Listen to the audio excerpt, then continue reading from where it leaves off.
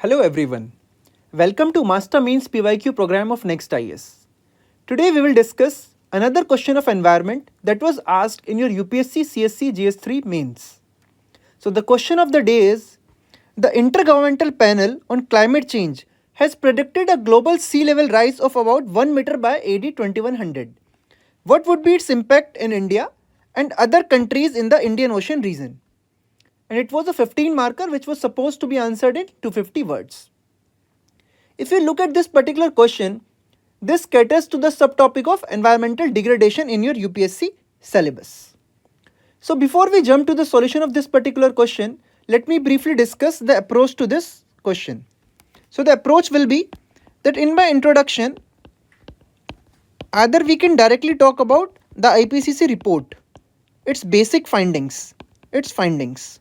Then in my body part 1, we will talk about its impact on a country like India.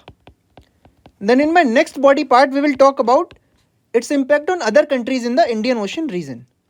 Then we also need to discuss way forward, and finally we can conclude on an optimistic note that what are the findings and basically what is the lesson for a country like India or other countries in the Indian Ocean region. So this will be my brief approach to this particular question. Intergovernmental Panel on Climate Change, in its 6th assessment report, it basically observed that even if the world follows a low greenhouse gas pathway, still the global sea level rise will increase by 0.7 meter by the end of this century. This risks the displacement of 1 in every 10 people on this planet, which will trigger a massive social and cultural disruption globally. Some extreme events like storm surge, they are likely to occur once a year instead of once in a century because of the disturbed global warming.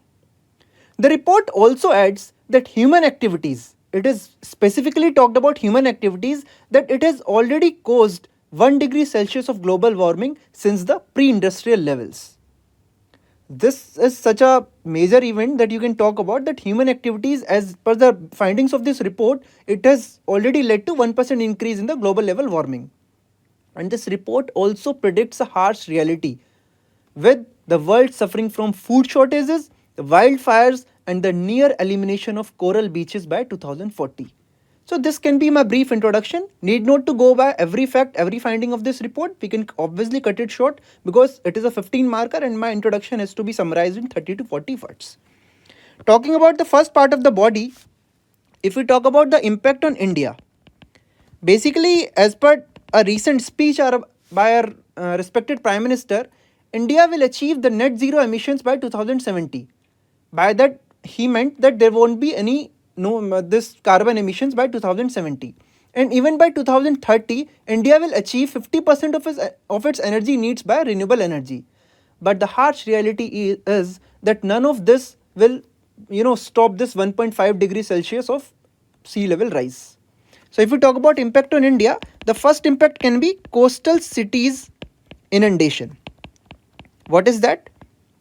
That World Meteorological Organization, in one of its report, it talked about the worst impact of the sea level rise on the coastal cities like Mumbai, Chennai and Kolkata. If you take the example of Mumbai, that is one of the most populous city in the world and also the financial capital of India, it is already on below the sea level rise. And basically it fails to even drain the water in every year in the monsoon. And with the global sea level rise, and if the sea level rise there, it will be very difficult for a city like Mumbai to drain its water. So basically the coastal cities are on the verge of inundation. Second is the wet bulb temperature concept. One of the major findings of this report was basically the mentioning of the wet bulb temperature. What is that? The indication of heat and humidity combined together. And the report finds that the cities like Lucknow and Patna, the variation of the this wet bulb temperature there will reach almost till 38 degrees Celsius as a result of sea level rise. So this will lead to havoc in these cities like Lucknow and Patna, and even there are other cities like Bhubaneswar where it predicts a wet bulb temperature reaching till 32 degrees Celsius. Third impact can be El Nino and La Nina. Basically there will be impacts on marine ecosystem as well as on these events like El Nino and La Nina. These are the events that are directly linked to southwest monsoon, which is responsible for more than 75% of the rainfall in our country. India has already witnessed the event of this effect of El Nino in 2015 when we suffered a massive drought. So basically the events like massive drought or say heavy rainfall, these will be bad occurrences for a country like India as a result of sea level rise.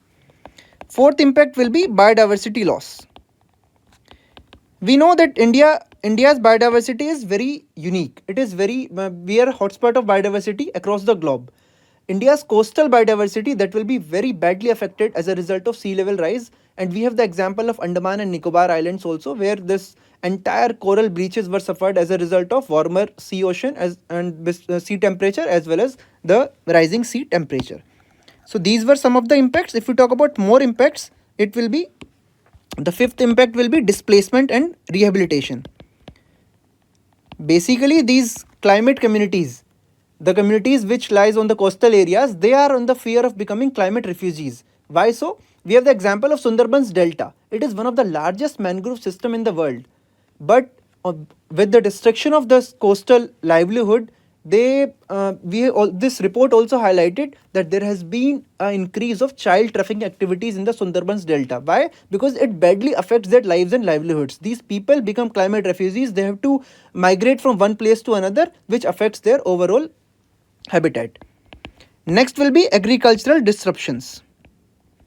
We have examples of cities like Kerala, which are famous for their rice cultivation as well as vegetable cultivation. As a result of sea level rise, the coastal cities like Kerala, their agriculture displacement, their agriculture production of rice, vegetable will be badly affected, which will further lead to rise in inflation. Or basically the sea level rise, we have to accept on one fact that it badly affects the poor state of the society. So the coastal cities like Kerala, they will be badly affected by this agricultural thing also.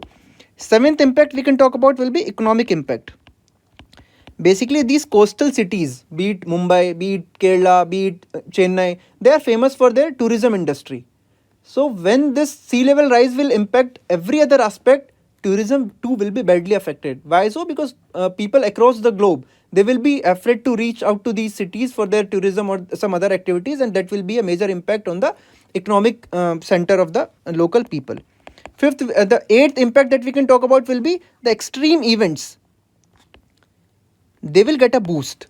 We know that the city of Chennai, which is already famous for its cyclones, with the rising sea temperature, these extreme events like Chennai, this cyclone, earthquake, volcano, they will further get a boost. And basically they will create a havoc in these cities and the nearby areas, leading to deterioration in every possible aspect of our daily life. So these are some of the impact which are very common to talk about and which are easily observed for a country like India. Now if we talk about the impact on the countries in the Indian Ocean region countries, then first if you talk about Indonesia, you might have recently heard that Indonesia has announced to shift its capital from Jakarta to Borneo. Why so? Because Jakarta is one of the fastest sinking city in the world, and basically floods are a very common occurrence there, and reports predict that this city will be submerged by 2050. So Indonesia, one of the country in the Indian Ocean region, has been forced to shift its capital from Jakarta because it predicts that with the rising sea level, the city of Jakarta will be inundated and basically it will be vanished. Next, if we talk about Sri Lanka, we know very well that Sri Lanka as a country is dependent on fisheries. But with rising sea level, the fisheries sector of this country will be badly affected. Either there will be low fisheries count, there will be low production of fisheries, and we have already seen that this fisheries count has been, it is getting distributed from the distribution and the production of the fishes is shifting from equator to the poles. So as a result, the country like Sri Lanka, which is badly, will be badly affected by this fisheries count, this will get a major impact. Next, we can talk about a country like Maldives. Maldives basically an archipelago of low-lying islands. When we know the islands in the Maldives are low-lying, with the rising sea level, those low-lying islands will be most prone to inundation. They will be submerged under the water, so that is leading to basically their the country is getting badly influenced by rising sea level, leading to migration of the population. Next country that we can talk about will be Bangladesh. The coastal district of Khulna in Bangladesh, it is most populous district of Bangladesh. It is one of the most populous district of Bangladesh, but it is a low-lying area. And people are migrating inland, causing social as well as cultural challenges. So that is another impact that these countries will be facing. Why so? Because the areas which are low-lying, people from those areas will be migrating to other areas, maybe in the same country or to other countries. And the climate refugee, as we have already seen in the past, that the refugee problem is always a big issue to tackle. So that will be another thing. Fifth can be food security. Food security will be another impact. Why so? Because oceans are getting more acidic. As I have already told that the distribution and the abundance of fishes is shifting from equator to the poles. So food security will be a major issue, will be a major threat to these coastal countries in Indian Ocean region. Why so? Because every aspect of the daily life will be affected and this fishery sector too will be affected badly. Sixth point that we can talk about will be impact on geopolitical impacts. Why so? Because these small island development states and these low-lying areas, they will face the violation of international laws and convention like UN clause, and that will badly affect the geopolitical strategies of these low-lying areas and the coastal development areas. So this will be this we can talk about as a impact on the countries in the Indian Ocean region. Now if we talk about way forward, that whatever steps have been taken in the past, what more can be done? First will be giant wall. Indonesian government, it basically came up with a coastal development project that we call giant wall. Why? To basically protect the country from the floods and the rising sea level. So it is the need of the hour that more governments come up with such initiatives to protect its country, its citizen and its livelihood. Then there have been various initiatives by Indian government, like there was a Misty initiative for the restoration of mangroves. Then there have been a national action plan for climate change. Also a recent prime minister, he came up with a Panchamrit strategy at this Glasgow event. That Panchamrit strategy was more about how we are going to curb our climate emission, how we are going to promote renewable energy. So those are the steps that needs proper execution to basically bring the real picture into limelight. These initiatives should not only be on paper but should be implemented in reality. Then my third will be international collaboration. International collaboration with other countries will basically help in the technology transfer. There may be some very modern technologies that may come into picture that may help in mitigating the worst impacts of this rising sea level, and basically we can also help out with curbing this global CO2 emissions. Fourth will be alternative energy promotion. Basically it is high time that by 2050 the 75% of the energy need should be met by renewable energy. That is the only way by which we can limit the global CO2 production. We can limit this greenhouse gas production, and that will be the best consequence for this curbing rising sea level. Another way forward can be by adaptation strategies. That is coastal management. We need to be prepared in advance for any particular disaster, any particular flooding. The rising sea level can basically give a boost to events like cyclone also. So my adaptation strategy, we need to adapt. The coastal communities, the support of the local communities needs to be boosted up so that the right step at the right time can be taken. So this can be my way forward. Finally, we can conclude our answer saying that there have been various lessons from this particular report. The earlier we act, or we say that more we delay the concerted effort, the costlier it will be and the harsher it will be. India as a country is on the verge, it will be badly impacted. Why so? Because of the huge population that this country has. So it is high time that India takes all possible right step, and we learn from other countries like Indonesia, which has been taking certain steps, and basically certain other coastal cities in country like India, like Mumbai, which various reports predict that by 2050 it can be submerged underwater. Various steps needs to be taken to basically ensure that due to urbanization or industrialization, the draining of the water that should not be clogged. Right steps at the right direction is taken at the right time is taken to prevent any further decay in the future.